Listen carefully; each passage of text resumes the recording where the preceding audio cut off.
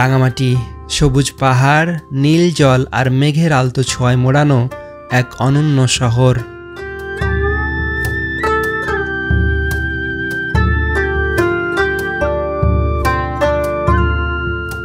বাংলাদেশের দক্ষিণ পূর্বাঞ্চলে অবস্থিত এই জেলা যেন আল্লাহর এক অপার সৃষ্টি।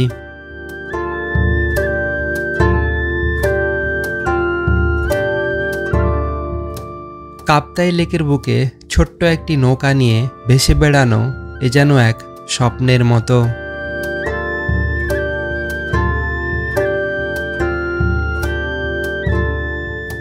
আজকের এই ভিডিওতে আমি দেখাবো রাঙামাটির কিছু মনোরম জায়গা, আর জানাবো ঢাকা থেকে কিভাবে আসবেন, কত টাকাই বা খরচ হতে পারে, থাকবে তার বিস্তারিত।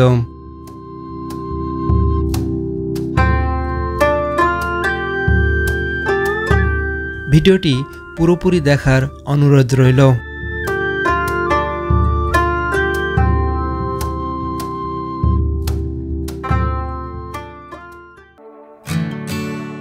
আমাদের আজকের যাত্রাটি শুরু হচ্ছে ঢাকার আরামবাগ বাস স্ট্যান্ড থেকে একটি নন এসি গাড়িতে, যার ভাড়া ছিল 840 টাকা।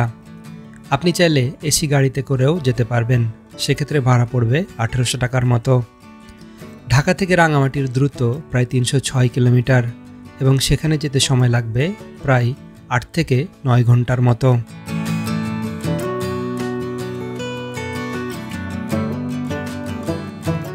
বাস থেকে কিন্তু এইমাত্র নেমে গেছি রাঙামাটি রিজার্ভ বাজারে, আর এখান থেকে কিন্তু নামার পর সকালের নাস্তাটা সেরে নেব এই খাজা হোটেল থেকে। তারপরে কিন্তু সরাসরি চলে যাব রাঙামাটি লঞ্চ ঘাটের দিকে এবং সেখানে একটা ছোট বোট নিয়ে আজকে কিন্তু কাপ্তাই লেকের আপনাদেরকে ভিন্ন রকম সৌন্দর্য দেখানোর চেষ্টা করব। সো চলেন যাই।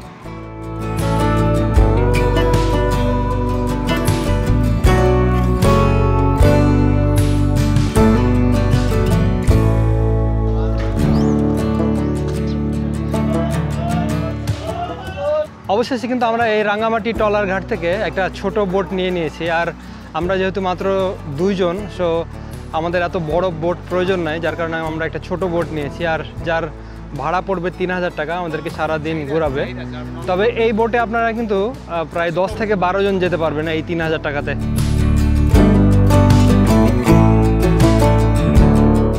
তো ভাই এখানে বোট ভাড়া কিরকম, মানে কত টাকা? আমরা 3 ধরনের ট্রলার আছে, বড়, ছোট, মাঝারি। ছোটোগুলো হচ্ছে যে আপনার 2500 থেকে 2800 টাকা পর্যন্ত, মাঝারিগুলো হচ্ছে 3000 টাকা, আর বড়গুলো হচ্ছে 4500 থেকে 5000 টাকা। তো বড়গুলোতে সাধারণত কতজন যেতে পারবে? 45 জন। 45 জন যেতে পারবেন, আর যেটার ভাড়া পড়বে 5500 থেকে 6000 টাকা এরকমই।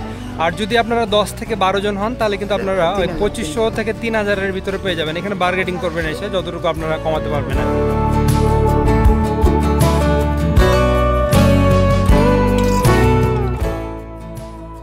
ছোট্ট একটি নৌকা ভাড়া নিয়ে আমরা ধীরে ধীরে এগিয়ে যাই কাপ্তাই লেকের অপূর্ব নীল জলের মাঝে।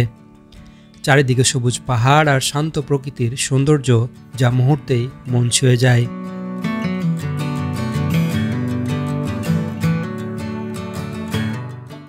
পথে রয়েছে বেশ কয়েকটি জনপ্রিয় দর্শনীয় স্পট, আর সাথে সেখানকার স্থানীয় মানুষের সরল প্রাণবন্ত জীবনযাত্রার গল্প, যা এই ভ্রমণটিকে আরও বিশেষ করে তোলে।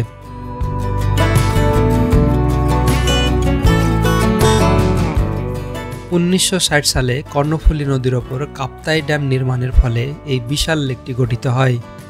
ড্যামের পানি জমে চারপাশের উপত্যকা ডুবে গিয়ে সৃষ্টি হয় এই অপূর্ব নীল বিস্তৃত লেক।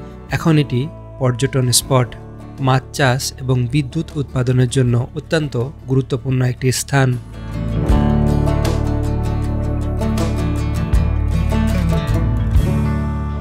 এই রাঙামাটিতে ঘুরতে আসার পর আমাদের প্রথম যে স্থানটিতে নিয়ে আসা হয়েছে সেটির নাম হচ্ছে নির্বাণনগর বৌদ্ধ মন্দির, আর মন্দিরটি ঠিক পিছনে। তো এদিক দিয়ে রাস্তা আছে এবং ওই সাইড দিয়েও কিন্তু একটা রাস্তা রয়েছে। আপনারা চাইলে এই রাস্তাটি ব্যবহার করে সেই বৌদ্ধ মন্দিরের পাহাড়ের উপরে উঠতে পারেন।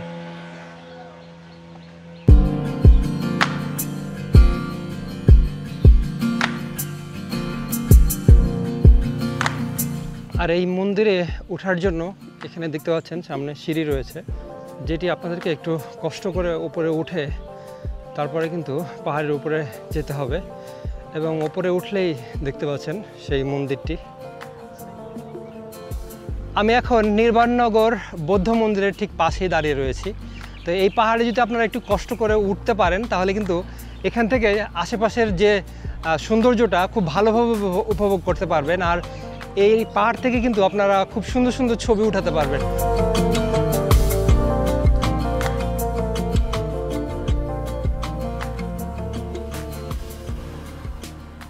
এই বৌদ্ধ মন্দিরের পাশেই রয়েছে ছোট্ট একটি মার্কেট, যেখানে কিন্তু অসংখ্য দোকান রয়েছে এবং বিভিন্ন ক্যাটাগরির দোকান রয়েছে। কোনো দোকানে রয়েছে যে পোশাক দেখতে পাচ্ছেন, আবার কোনো খাবারের দোকান রয়েছে। তো এখানে অসংখ্য দোকান রয়েছে, আপনারা চাইলে এখান থেকে কেনাকাটা করতে পারেন বা এদের কাছ থেকে ফল বা অন্যান্য জিনিস কিনে খেতে পারেন। নির্বাণনগর বৌদ্ধ মন্দিরের চূড়া থেকে কাপ্তাই লেকের অপূর্ব সৌন্দর্য উপভোগ করার পর আমরা আবারও যাত্রা করি আরেকটি উঁচু পাহাড়ের দিকে। সেখানে রয়েছে এক আদিবাসী গ্রাম, যেখানে কাছ থেকে দেখব তাদের সরল শান্ত জীবনযাত্রা আর শুনতে পারবো সংগ্রাম আর হাসি খুশি মিশ্রিত তাদের বাস্তব জীবনের গল্প।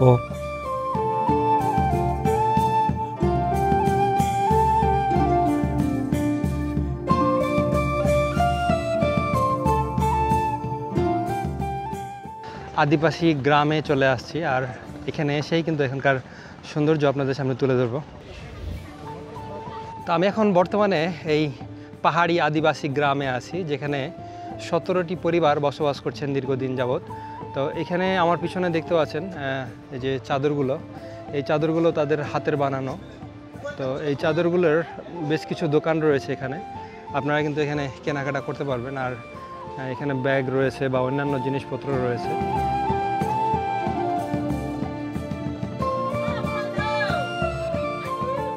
দিদি, এখানে কতটি ফ্যামিলি আছে? এখানে 18 ফ্যামিলি দেবেন। 18টা। জি। আর ওই যে হোক্কার যে ব্যাপারটা বলছিলেন আর কি, যে আপনারা মেহমান আসলে প্রথমে কি করেন আর কি? প্রথমে পানি দিই দাদা, তারপরে পানি দেওয়ার পরে তারপরে এই হোক্কাটা দিই। পানি দেওয়ার পরে চা নাস্তা। আচ্ছা আচ্ছা। হোক্কা কি তাহলে সবাই খায় আপনাদের? সবাই খায় না দাদা, অনেকে যে বৃদ্ধ হলেও খায় না। মানে অনেকে খায় আবার অনেকে খায়, অনেকে খায় না। আর যে কাপড় চোপড় এগুলো সব আপনাদের কি এখানেই বানানো? হাতে বানানো। সুতা বাইরে থেকে কিনে নিয়ে আসেন? এই যে রাঙ্গামাটি থেকে কিনতে হয় দাদা। আচ্ছা, এরকম একটা চাদর বানাতে কতদিন সময় লাগে? লাগে দাদা বা এক সপ্তাহ লাগে। যে পিছনের যে চাদরটি আছে ওটা কতক্ষণ লাগে? 7 দিন 4-5 দিন এরকম লাগে। 4 দিন 5 দিন লাগে বানাইতে। তো ওগুলোর দাম কিরকম? এটা হচ্ছে 550 টাকা দাদা। 550 টাকা। 550 টাকা 4 দিন মানে পরিশ্রম করে আসলে এরকম পোষায়? মহিলারা করে আর কি, বসে থাকা সে তো একটু উত্তম। ও আচ্ছা আচ্ছা, মানে বসে থাকার না থাকার চাইতে একটু কাজ করে করলো আর কি। হিসাব করলে লাভটা বেশি থাকে না। তো এখানে কিন্তু ওনারা খুব সীমিত লাভে এই জিনিসপত্রগুলো বিক্রি করে আর কি। আর এগুলো সব নিজের হাতের বানানো, সব কিছুই আপনারা শুনলেন। তো এই পাহাড়ি আদিবাসী গ্রামে আসার পর আপনার যদি মন চায় যে আপনার ওনাদের কাছ থেকে ওনাদের হাতের বানানো জিনিসপত্র কিনতে পারেন।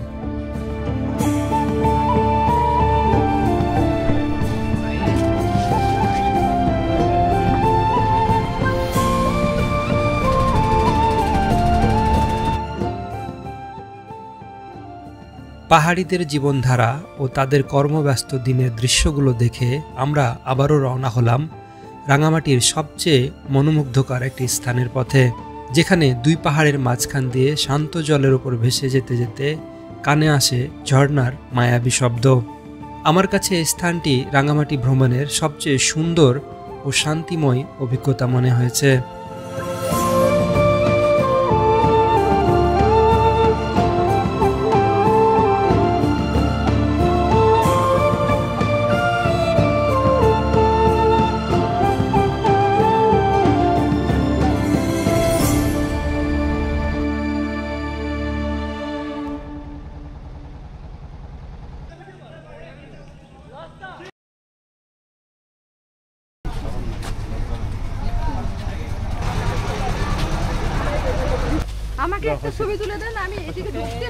আমি ঠিক শুভলং ঝর্ণার সামনে দাঁড়িয়ে রয়েছি।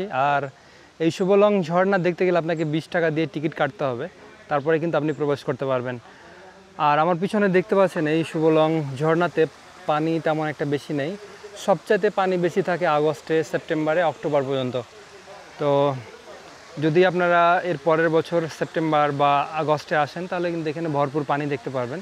কিন্তু যত শীত আসবে তত কিন্তু পানি এখানে কমতে থাকবে।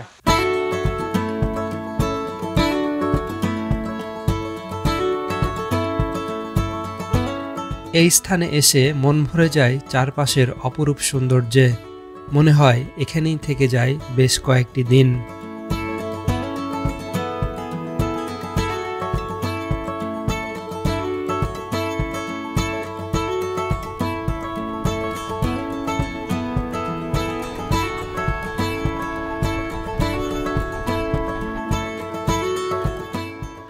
বড় সুবলং ঝর্ণা দেখার পর আমরা কিন্তু ঠিক পাশেই রয়েছে ছোট সুবলং ঝর্ণা। কিন্তু সবচেয়ে বড় বিষয় হচ্ছে এটা যে আগে এই ছোট সুবলং ঝর্ণা দেখতে কোনো টাকা পয়সা লাগতো না, কিন্তু নতুনভাবে এটাকে ডেকোরেশন করা হয়েছে এবং এখানে টিকিটের ব্যবস্থা করা হয়েছে, যেটার মূল্য 10 টাকা। মানে ছোট সুবলং ঝর্ণা দেখতে গেলেও আপনাকে 10 টাকা দিয়ে টিকিট কাটতে হবে।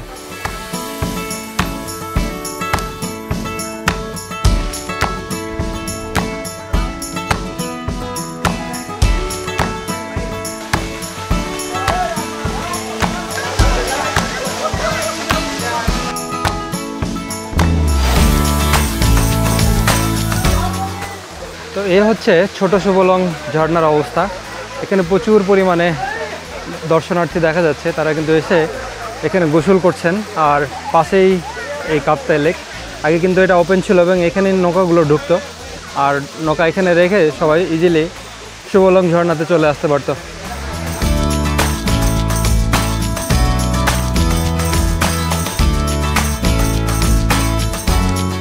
কাপ্তাই লেকের সৌন্দর্যে ডুবে থাকতে থাকতে কখন যে দুপুরের খাবার সময় হয়ে গেল নিজেও বুঝতে পারিনি। কিন্তু এখন ছুটে চলেছি সেই খাবার হোটেলের দিকে, যেখানে গিয়ে দুপুরের খাবারটা খেয়ে নেব।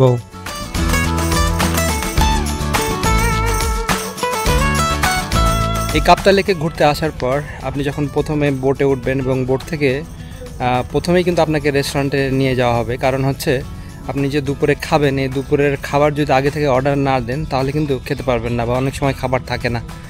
তো আপনারা অবশ্যই কাপ্তাই লেকে নৌকা নিয়ে নামার পর এই যেরকম রেস্টুরেন্ট রয়েছে এখানে আগে অর্ডার দিয়ে যাবেন, তারপরে কিন্তু অন্যান্য সাইটগুলো ঘুরে দেখবেন। আমরা এই দুপুরে এখানেই খাবার খেয়েছি। খাবারের মান অত্যন্ত ভালো। মনে হয় না যে এটা হোটেলের খাবার, মনে হচ্ছে যে বাসায় রান্না করা এরকম টাইপের খাবার। অনেস্টলি বলতেছি, কারণ খাবার তো আমরা যেহেতু ট্রাভেল করি সব জায়গারই মোটামুটি কম বেশি খাই। সো এখানকার খাবারটা একটু ভিন্ন রকম লেগেছে। আপনারা যদি গ্রুপ আসেন সেক্ষেত্রে ওনাদের সাথে আগে থেকে যোগাযোগ করে রাখতে পারেন। সামান্য একটি বিশ্রাম নেওয়ার পর আবারও ছুটে চললাম আজকের শেষ গন্তব্যের পথে, যেখানে রয়েছে ঝুলন্ত সেতুর মনোমুগ্ধকর সৌন্দর্য আর তার আশেপাশে বেশ কয়েকটি দর্শনীয় স্থান।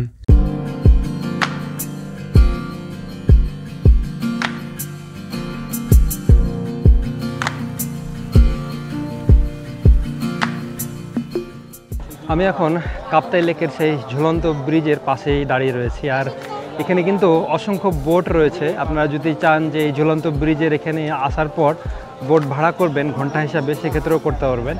এবং সেক্ষেত্রে তাদের ভাড়া হচ্ছে 800 টাকা থেকে 2000 টাকা পর্যন্ত আছে। মানে এটার বোটের কোয়ালিটি অনুযায়ী কিন্তু ভাড়াটা। এই যে এরকম ধরনের বোট যদি নেন তাহলে 800 থেকে 2000 টাকার ভিতরেও আছে। তো এখানেই ওনাদের টিকিট কাউন্টার রয়েছে। এখানে বোট ভাড়া সম্পর্কিত সকল তথ্য আছে। আপনারা এখানে আসার পর তাদের বোটের যে ডেসক্রিপশন বা বোট অনুযায়ী যে ভাড়া, এটা দেখার পর বোট ভাড়া করতে পারবেন।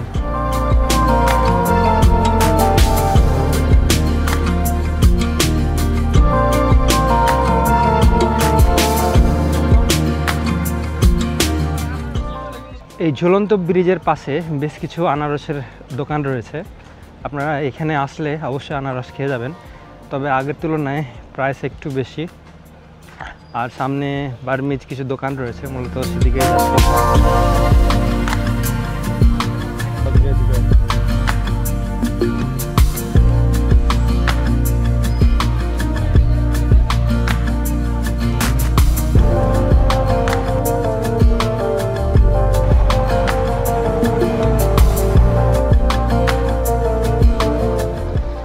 ঝুলন্ত ব্রিজের সৌন্দর্য দেখতে দেখতে প্রায় সন্ধ্যা হয়ে গেছিল, যার কারণে আমরা তাড়াতাড়ি করে পলওয়েল পার্কের দিকে চলে যাই।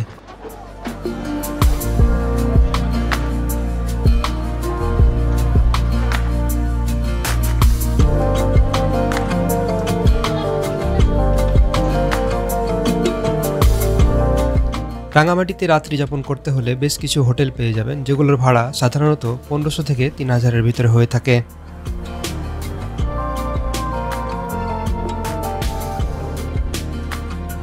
এই ছিল আজকের মতো ভিডিও। এর পরবর্তীতে কোথাকার ভিডিও দেখতে চান অবশ্যই কমেন্ট সেকশনে জানিয়ে দেবেন।